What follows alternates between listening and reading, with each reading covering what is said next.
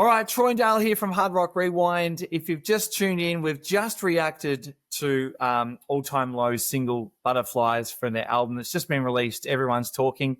This is our thoughts and review of the song, Dale. Really cool song, man. Really thumping groove. The pick, as you said in the previous video, we interviewed Alex. We had a bit of an advanced listening to the album before we interviewed him to give it a listen. And now listening to this again, man, definitely this is the pick of mine. Well, this is my favorite song off the album for sure. It's got such a great sort of groove to it, man. And also very, very much nostalgic vibes. I feel, back to the sort of early mid 2000s sort of period. Yeah, it definitely calls back to, 2003, 2004, 2005. Yeah, definitely nostalgic. You could draw parallels to other bands who put songs out back then, and but yeah, just a good, I guess, reimagining of that era or that time, and bringing it into a modern space, and still making people who are around then who lived through that kind of go through those feelings again. It kind of dredges up, the same responses, I guess, and because there are so many similarities between this track and other tracks that we've heard back in the day, and yeah, man, like if you can do that 20 odd years later, you're on a good thing. Like they're doing something really, really well if they're able to conjure up those type of emotions nowadays, especially if we're all older and more mature, and but like when you hear something like that, it transports you back, and you're like, oh man, that's cool. Absolutely. Like huge production on this on the album, but on this song in particular, like really, like I think we mentioned in an interview, Zach Zavini, your mate, who's practically on everything that's getting released in any sort of rock format at the moment. He was dude. I've got a list. How you do? I've got a list. Let me go through the list. Go for it, man. Go. And I'm only going to go through the list from. Look, maybe let's start from somewhere in 2024. Let's start with 2024. Yeah. We've got Bring Me the Horizon. We've got Nothing More, Bad Omens, Stand Atlantic, House of Protection, Motionless in White, Ice Nine Kills, Breaking Benjamin, Poppy, Papa Roach, Architects, Spirit Box, Coheed and Cambria, A Day to Remember, Evanescence, Parkway Drive, Halsey, Amy Lee, Sleep Theory. Wow.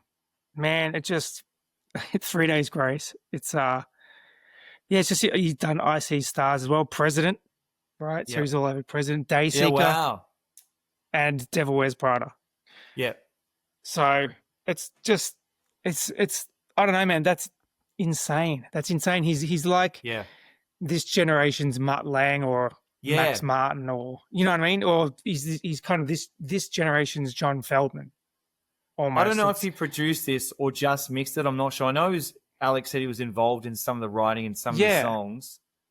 But the sound of this, man, it's like amazing. Yeah, but look, I mean, he may or may not have produced it. He may have mixed it. He may have done some engineering on it. He may have co-written it, whatever it is. But he's got his fingers in everything. It's like he's got these tentacles that just branch out, and he's all over it. Anything that's quasi-successful in this genre has his name one way or another linked to it, Yeah. That's just absolutely insane. It's absolutely insane. Yeah. And that's not to take away from these guys. Obviously, these guys are busting their ass and writing cool tunes, and and it's their band, and obviously, they're bringing this person to add color and get some ears over it, and applying the lens to it. So, but again, he has worked on also previous albums with these guys, so he's kind of like their secret sauce, I guess, if you want to break it down to that. Crazy. Yeah, man. And again, like so that's the audio side and the production side of it. The guys worked with, I think it was Nick Stafford from One Creative Studios as well on the actual film clip itself.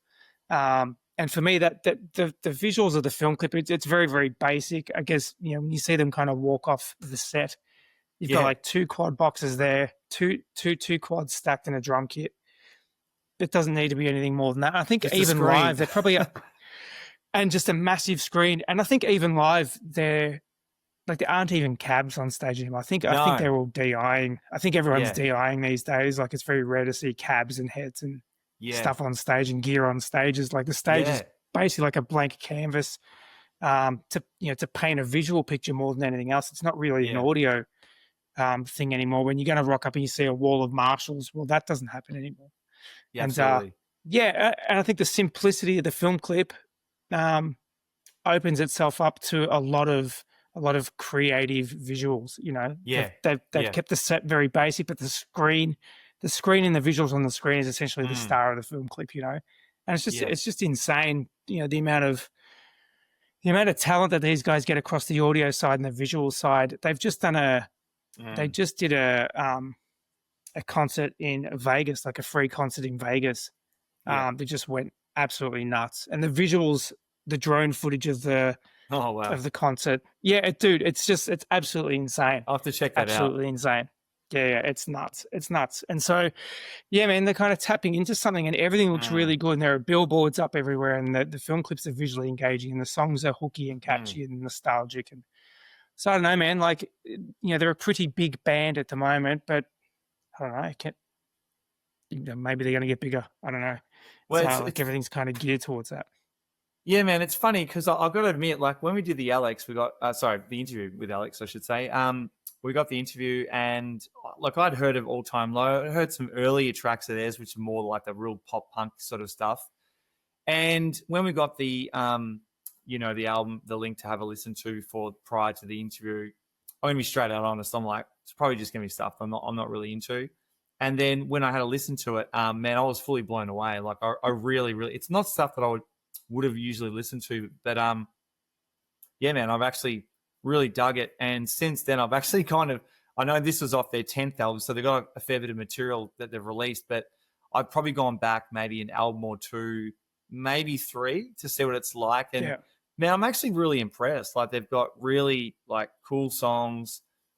Still there's like pop rock, but there's some electro sort of elements in there or some synth stuff as well. But yeah, man, this is actually a band, like, you know, they've been around for 20 years. I've only really, you know, was fully aware of them when we got the offer for the interview. But now I'm actually finding myself wanting to go back and listen to a lot more of this stuff, because I was really blown away now. I really, really dug it for sure. It's funny you say that. I was actually going back through some of our old content. There's one where you're like, of ours. Yeah. And there's one vid, and I'm going to link it in here. I'm going to put this clip. I'm going to insert this clip in here. Yeah. But it's basically you saying, "Oh man, like if you send me something, and then like, you know, I watch it, and you know, and yeah, the song could be good, but then you find out they got like 10 other albums, and you're like, man, I don't got time for all that." It's hard now also when, I don't know about you, but when I've got Spotify, obviously, when I get, you know, say you might say, hey, check this band out, right? I'll jump online. If I haven't heard that band before and I see they've got 6 or 7 albums worth of material, I'm just like, oh, man, and I might listen to one of their songs and I'm like, oh, that's sick. But then mentally I'm like, man, I don't have the time to go backtracking 6 albums worth or 7 albums worth of material. Absolutely. And it's absolutely, yeah, man, it's true. Like who has time to kind of, you know, if you hear something that's really, really cool, to then kind of backtrack through everything else. Or if I send you one song and I say, oh man, this song's sick, and you listen to it, you're like, yeah, it's a good song. Not only do you have that song to listen to, but whatever album that song's off, and then you have to kind of dredge through all the older material as well. And but look, man, like sometimes in doing that, if you have the time to kind of, you know, unlock some new tracks. That could be some absolute killers in there, you know. I know, I know. Yeah, like if you don't go exploring, you're never going to find them. And if you don't find them, could be missing out on, you know, your next favorite tune, right? It's just trying to absorb it. It's just trying to like somehow, like you've got to this day and age, you know, like you've got to be able to, gone are the days, man, when you got like 2 weeks or so to really listen to an album, let it sink in, and, oh, you know, that track's a slow burn, man. Give it a month and then that'll be your favorite track. I don't have time for that, man. Like it's got to, you've just got to somehow absorb the music and really get amongst it, you know, within a couple of days, because there's a billion other bands and albums that have, you know, heaps of great music to try and get on board. I mean, even with this channel, dude, we're looking at stuff, we're listening to different stuff. But there's just so much to get through in that. And then, you find a band, such as these guys, they got 10 albums and you're like, oh my God. But funny enough, I'm working my way back. So I don't know. Yeah. If Alex wasn't nice, we would not be going back to these albums. So it's because Alex was a nice guy. No, he was. He was amazing. Great dude. And dude, yeah, go for it. Go. I was just going to say, I mean, we haven't done a stack of interviews. We've done some, but never at the end of it does the person thank us for our time or Absolutely appreciate what we're doing. Not that we're really contributing much for them. For us, it's a big win. For them, it's just potentially something they have to do. But man, like if you watch that interview, it's not over long, 18 minutes.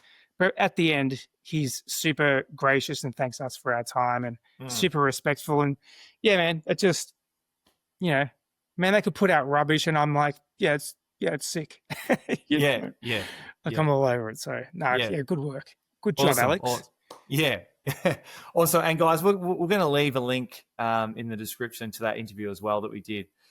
So guys, have you guys, that being said, have you listened to the album yet? Any All Time Low fans out there? What did you think of this song? Was it your pick out of the singles or off the album? Let us know in the comments. We love hearing you guys interact with us in the comments. We do try and read everything that we get written. Guys, if you're enjoying what you've been watching and all the videos we've done previously, please consider subscribing. We'd love to have you on board. And man, we're gunning, Dale. We're gunning for 10K. We only started this channel mid to late Feb this year.